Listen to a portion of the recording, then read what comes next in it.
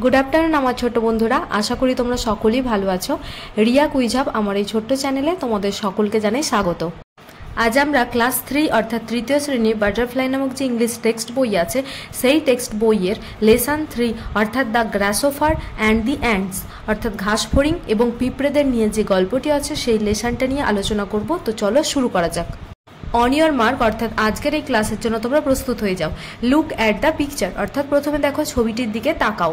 তো ছবিতে আমরা কি দেখতে পাচ্ছি তোমরাও দেখে নাও। তারপর দেখো এর বেসিসে কিছু প্রশ্ন করা হয়েছে। যেমন ধরো প্রথমে বলা হয়েছে what creatures do you see here অর্থাৎ তোমরা এখানে কি কি প্রাণী দেখছো। তাহলে কি বলবে যে দে আর 3 অ্যান্টস অ্যান্ড আ গ্রাসহপার অর্থাৎ আমরা ছবিতে যা দেখছি সেগুলো হচ্ছে কি তিনটি পিঁপড়ে আছে এবং একটি ঘাসফড়িং আছে। গ্রাসহপার বানানটা দেখবে তোমরা হয়তো ভুলে যেতে পারো যে অনেক বড় কি করে করব। তো তোমরা দুটি পার্টে ভেঙে নেবে যে GRASS গ্রাস তারপর হপার HOPPR হপার দুটো পার্টে ভেঙে নিলে তোমাদের কখনোই এই বানানটি ভুল হবে না। দেখো এরপরে প্রশ্ন আছে where do you find them অর্থাৎ কোথায় তুমি তাদেরকে দেখতে পাও। তাহলে কি বলবে we find them in the field অর্থাৎ আমি তাদেরকে মাঠে বা খেতে বা জমিতে দেখতে পাই। এরপর আছে how many ants are there in the picture অর্থাৎ ছবিটিতে মোট কতগুলি তোমরা পিঁপড়ে দেখছো। তাহলে কি বলবে যে দেয়ার আর 3 অ্যান্টস ইন দ্য পিকচার অর্থাৎ আমরা ছবিতে মোট তিনটি পিঁপড়ে দেখছি। হোয়াট ইজ দ্য গ্রাসহপার ডুইং অর্থাৎ ঘাসফড়িংটি কি করছে। কি বলবে না the গ্রাসহপার is playing A guitar অর্থাৎ আমরা ছবিতে কি দেখছি যে ঘাসফড়িংটা একটি গিটার বাজাচ্ছে।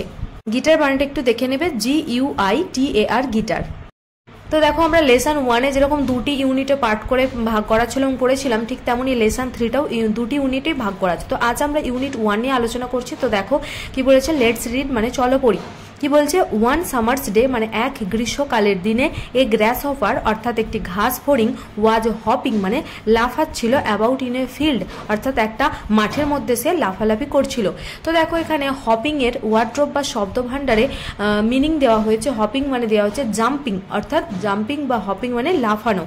হি ওয়াজ চার্পিং অর্থাৎ সে গুনগুন করছিল অ্যান্ড সিঙ্গিং গাইছিল মেরিলি মানে আনন্দের সাথে। তো দেখো এখানে চার্পিং হলো আমরা নর্মালি পাখিদের আওয়াজ বা সাউন্ডস অফ এ বার্ড বলে থাকে চার্পিং। তো এখানে ঘাসফড়িং এরও মানে আওয়াজকে আমরা চার্পিং বলছি। তো সেক্ষেত্রে কিচিরমিচির না বলে আমরা গুনগুন বলি। ঠিক আছে। তো এ গ্রুপ অফ অ্যান্টস অর্থাৎ একটা পিঁপড়ের দল ওয়ার্কড পাস্ট হিম অর্থাৎ হেঁটে তাকে অতিবাহিত করে যাচ্ছিল বা তাকে অতিক্রম করে যাচ্ছিল। দে ক্যারেড অর্থাৎ তারা বহন করছিল প্লাম্প সিডস অর্থাৎ মোটা দানা অফ কর্ন মানে ভুট্টার মোটা দানা। তো দেখো ওয়ার্ড্রপ বা শব্দ ভাণ্ডারে প্লাম্প শব্দকে আরেকটি সিনোনিম বা সমার্থক শব্দ দিয়ে বোঝানো হয়েছে যেটা হলো ফ্লেসি অর্থাৎ মোটা পরিপুষ্ট দানাটাকে বলা হচ্ছে plump. Where are you going with those heavy things অর্থাৎ বলছে যে হোয়ার আর ইউ গোয়িং অর্থাৎ তোমরা কোথায় যাচ্ছ উইথ দোজ হেভি থিংস মানে এই ভারী জিনিসগুলোকে নিয়ে আস্কড দ্য গ্রাসহপার অর্থাৎ ঘাসফড়িংটি প্রশ্ন করলো। হেভি মানে ভারী। উইদাউট স্টপিং অর্থাৎ না থেমেই দ্য ফার্স্ট অ্যান্ট রিপ্লাইড অর্থাৎ প্রথম পিঁপড়েটি প্রত্যুত্তর দিল মানে সে যে প্রশ্ন করেছে তার মানে প্রেক্ষিতে সে উত্তর দিচ্ছে সেটাকে রিপ্লাই বলা হয়। টু আওয়ার অ্যান্ট হিল অর্থাৎ আমাদের যে পিঁপড়েদের বাসা আছে বা পাহাড় আছে আমরা সেখানে নিয়ে যাচ্ছি। This is the third seat অর্থাৎ এটি হলো 3 নম্বর বীজ। আই অ্যাম ক্যারিং টুডে আজ আমি যেটা বহন করে নিয়ে যাচ্ছি। থার্ড মানে তৃতীয়। Why are you working so hard অর্থাৎ তোমরা কেন এত কঠিন পরিশ্রম করছো। হোয়াই ডোন্ট ইউ কাম অর্থাৎ কেন তোমরা আসো না অ্যান্ড সিং উইথ মি আর আমার সাথে গাও না। সিড দ্য গ্রাসহপার অর্থাৎ ঘাসফড়িংটি বলল। উই আর হেল্পিং অর্থাৎ আমরা সাহায্য করছি টু স্টোর মানে জমা করতে ফুড খাবার ফর উইন্টার শীতের জন্য। You should also do the same অর্থাৎ তোমারও একই কাজ করা উচিত। সেড দি অ্যান্ট পিঁপড়েটি বলল। উইন্টার ইজ ফার অ্যাওয়ে শীতকাল এখন অনেক দূরে। It is a lovely day to play অর্থাৎ এটা একটা সুন্দর দিন খেলার জন্য। স্যাং দ্য গ্রাসহপার মানে ঘাসফড়িংটি আবার গাইতে থাকলো। বাট কিন্তু দি অ্যান্টস অর্থাৎ পিঁপড়েরা ওয়েন্ট অন দেয়ার ওয়ে অর্থাৎ তারা তাদের পথ ধরে চলে গেল। They continued with their hard work অর্থাৎ তারা তাদের কঠোর পরিশ্রমের সাথে তাদের কাজ চালিয়ে যেতে রইল। তো হার্ড মানে কি কঠোর, ওয়ার্ক মানে পরিশ্রম। দ্য ওয়েদার অর্থাৎ আবহাওয়া সুন টার্নড কোল্ড অর্থাৎ খুব তাড়াতাড়ি, সুন মানে হচ্ছে শীঘ্রই, আবহাওয়া কি হলো না শীতে আবর্তিত হলো। এ থিক অর্থাৎ একটা পুরু বা মোটা, হোয়াইট মানে সাদা, ব্ল্যাঙ্কেট মানে চাদর বা আস্তরণ, অফ স্নো মানে হচ্ছে বরফের, কভার্ড মানে ঢেকে দিল, অল দ্য ফুড সমস্ত খাবারকে, লাইং ইন দ্য ফিল্ড অর্থাৎ যা মাটিতে বা জমিতে সজ্জায়িত ছিল। দেখো এখানে ওয়ার্ড্রপ বা শব্দ ভাণ্ডারে ব্ল্যাঙ্কেটের আর একটা মিনিং দেওয়া হয়েছে কভার মানে কি আস্তরণ বা চাদর। দ্য গ্রাসহপার অর্থাৎ ঘাসফড়িংটি কুড নট ফাইন্ড অর্থাৎ খুঁজে পেল না, এনি ফুড মানে কোনো খাবারই সে খুঁজে পেল না। হি ওয়েন্ট অর্থাৎ সে গেল, টু দি অ্যান্টস হিল অর্থাৎ পিঁপড়েদের সেই বাসা বা পাহাড়ে গেল। এখানে দেখো অ্যান্টের পর বা অ্যান্টসের পরে একটা অ্যাপোস্ট্রফি, ওটাকে যেটা উপরে কমা লাগানো আছে ওটাকে বলে অ্যাপোস্ট্রফি। তো হিলটা কাদের না হচ্ছে পিঁপড়েদের। তো সেই অর্থে এখানে যেহেতু পিঁপড়েদের পাহাড় তো সেই জন্য অ্যান্টস হিল বলছি। এটাকে ঘুরিয়েও বলা যায় যে হিল অফ অ্যান্টস, যে সেই অফটা যেহেতু ব্যবহার করছি না তো ডাইরেক্টলি আমরা কি করছি অ্যান্টসের পর অ্যাপোস্ট্রফি লাগিয়ে হিল ব্যবহার করলাম। তো এবার কি বলছে দেখো, হি স অর্থাৎ সে দেখলো, দ্যাট যে দি অ্যান্টস অর্থাৎ পিঁপড়েরা হ্যাড স্টোর্ড মানে সঞ্চয় করেছে, এনাফ ফুড যথেষ্ট খাবার, ফর উইন্টার অর্থাৎ শীতকালের জন্য। হি বেগড দেম অর্থাৎ সে তাদের কাছে ভিক্ষা চাইলো, ফর সামথিং টু ইট খাওয়ার জন্য কিছু তাদের কাছে কি করলো না ভিক্ষা চাইলো। তখন কি হলো এবার দেখো, বলছে হোয়াট, তো ওরা তো অবাক হবেই। তো ওরা বলছে কি, cried the ants in surprise অর্থাৎ তারা চমকে গেল মানে বিস্ময়ে। তখন তারা পিঁপড়েরা কি করলো না চিৎকার করে বলছে যে হোয়াট কি, হ্যাভেন্ট ইউ স্টোরড এনিথিং বলছে তুমি কি কিছুই সঞ্চয় করনি, ফর দ্য উইন্টার শীতকালের জন্য। দেখো এখানে একটা কথা বলে নি, হ্যাভেন্ট যেটা বললাম এইচ এ ভিই এন এর পর অ্যাপোস্ট্রফি তারপর টি, এই যে এখানে অ্যাপোস্ট্রফি ওর জায়গায় কিন্তু ও হতো, অর্থাৎ এটা পুরো বিস্তারিত করে বললে হতো হ্যাভ নট।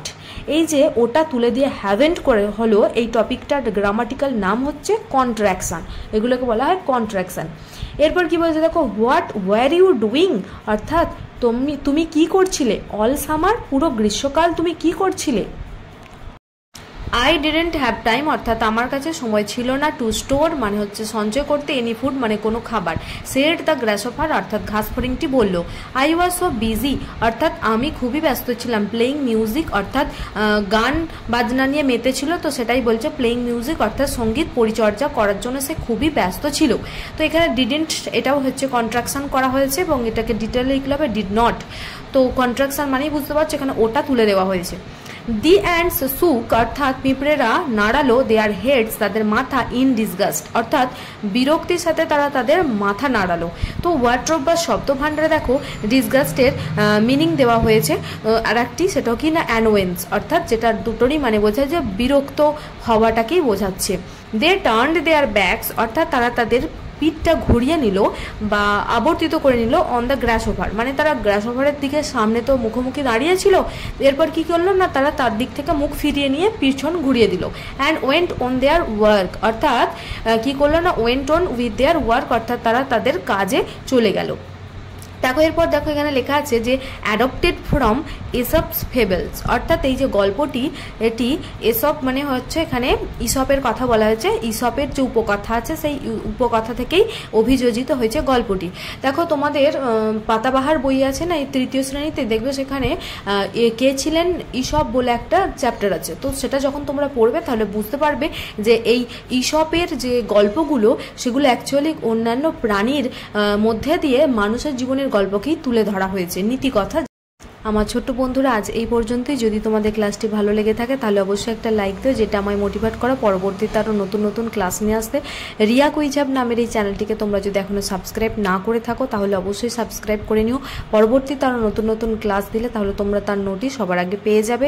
আর পারলে তোমরা তোমাদের ফ্রেন্ড সার্কেলে এই ক্লাসের লিঙ্কটি শেয়ার করো যাতে সকলে উপকৃত হতে পারে। তো প্লেলিস্ট আমার কিন্তু প্রত্যেকটা আলাদা আলাদা বানানো আছে, মানে ক্লাস 3 বাটারফ্লাইয়ের ওপর যা ক্লাস দিয়েছি চ্যাপ্টার ধরে ভিতরে আলাদা করে প্লেলিস্ট বানানো আছে এবং উইংস পার্ট 1 বইয়েরও যে কটা লেসন কমপ্লিট করেছি সেগুলোরও আলাদা করে প্লেলিস্ট দেওয়া আছে এবং সেগুলোর লিঙ্ক ডিসক্রিপশান বক্সে দেওয়া থাকবে। তো তোমাদের যারা এখনও দেখোনি, যদি মনে হয় যে দেখবে, তো তোমরা সেখানে গিয়ে লিঙ্কে ক্লিক করে দেখে নিতে পারো। আজ এই পর্যন্তই, সকলে ভালো থেকো, ধন্যবাদ।